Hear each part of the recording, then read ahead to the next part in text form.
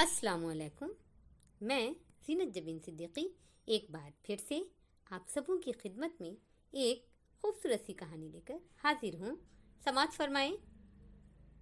हम 1988 में जब 9वीं क्लास में पढ़ते थे, उस वक्त स्कूल यूनिफॉर्म में कैमल के शलवार, कमीज़ और सफ़ेद जूते होते थे। हेडमास्टर साहब यूनिफॉर्म के मामले में बहुत सख्ती से पेश आते थे, इसलिए तमाम तुलबा यूनिफॉर्म पहनकर आते थे, माँ सिवाय दो एक के जो गरीब होते थे।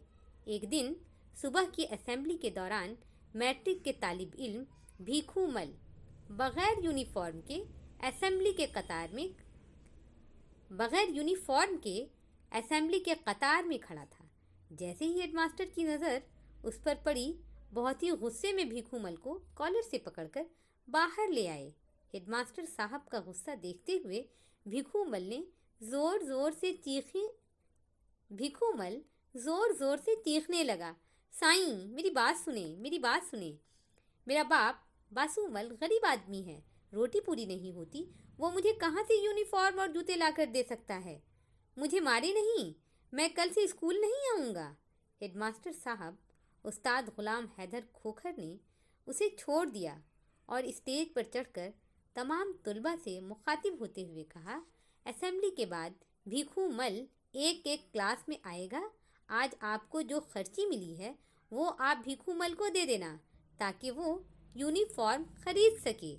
मेरे पास हज़ मामूल 8 आने जेब खर्च मिलता था। सिवाय सोचा आज के दिन समोसा नहीं खाऊंगा, वो मैं भीखू मल को दे दूंगा। क्लास में अभी बैठे ही थे कि क्लास के टीचर उस्ताद फ़कीर मोहम्मद हयात हज़बानी क्लास में आ गए।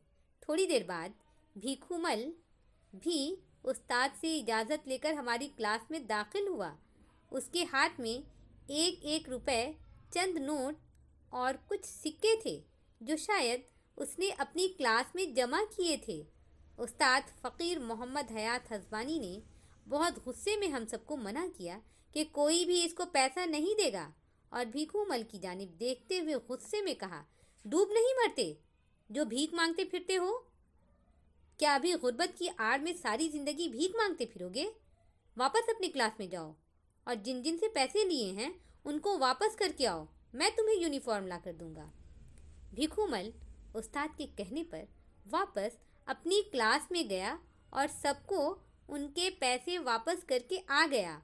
उस्ताद फ़कीर मोहम्मद हयात हज़बानी ने पूछा, शाम के वक्त कौन सा काम कर सकते हो? भीखू मल ने जवाब दिया, मेरा बाप मोची है, मैं बूट पॉलिश करना और जूतों की मरम्मत का काम कर सकता हूँ, मगर मेरे पास सामान ख़रीदने के लिए पैसों की ज़रूरत होती है। उस्ताद ने कहा, कितने पैसे लगते हैं? उसने कहा, एक लकड़ी की पेटी और चंद ब्रश, पॉलिश सब मिलाकर कोई 150 रुपये में सब सामान आ जाएगा। उस्ताद ने अपनी जेब में हाथ डाला और 150 रुपये गिनकर दे दिए और कहा, ये उधार हैं, तुम मुझे रोज़ के हिसाब से हर हफ्ते 7 रुपये वापस करना। उसके बाद मुझसे कापी मांगी और उसके 3 कोरे सफ़ात फाड़ कर निकाल लिए और उन पर कुछ लिखने लगे। तीनों चिट्ठियाँ भीखू मल को देते हुए कहा, एक चिट्ठी रशीद पंजाबी को देना, वो तुम्हें कपड़े देगा और तुम्हें 1 रुपये रोज़ाना के हिसाब से उसका कर्ज वापस करना है। दूसरी चिट्ठी खालिक दीना मंगी को देना, वो तुझे बूट देगा, उसे भी 1 रुपये रोज़ के हिसाब से कर्जा वापस करना। ये तीसरी चिट्ठी यूसुफ दर्जी को देना, वो तुम्हें यूनिफॉर्म सी कर देगा, उसे भी 1 रुपये रोज़ाना देने होंगे। यूँ 4 रुपये कर्जा उतारने के लिए तुम्हें हर सूरत में इतना कमाना है ताकि तुम कर्ज चुका सको, और उसके बाद तुम्हें अपनी मेहनत के ज़रिया आगे बढ़ना है। एक बार भीख मांगने की आदत पड़ गई तो सारी ज़िंदगी भीख ही मांगते रहोगे। भीखू मल वादा करके चला गया। बाद में उस्ताद ने हमें कहा, आप लोग अपने जूतों की मरम्मत और बूट पॉलिश भीखू मल से करवाया करें। वक्त तेज़ी से गुज़र गया। 12 साल पलक झपकते गुज़र गए। 1999 में हाई स्कूल करौंडी में 10वीं क्लास के तलबा की अलविदाई पार्टी हो रही थी। उस्ताद के साथ शहर के मुअज्जिन को भी दावत थी। तकरीर करने के लिए शहर की एक बड़ी फ्लोर मिल के मुअज़्ज़ज़ जनरल मैनेजर भीखू मल को दावत दी गई।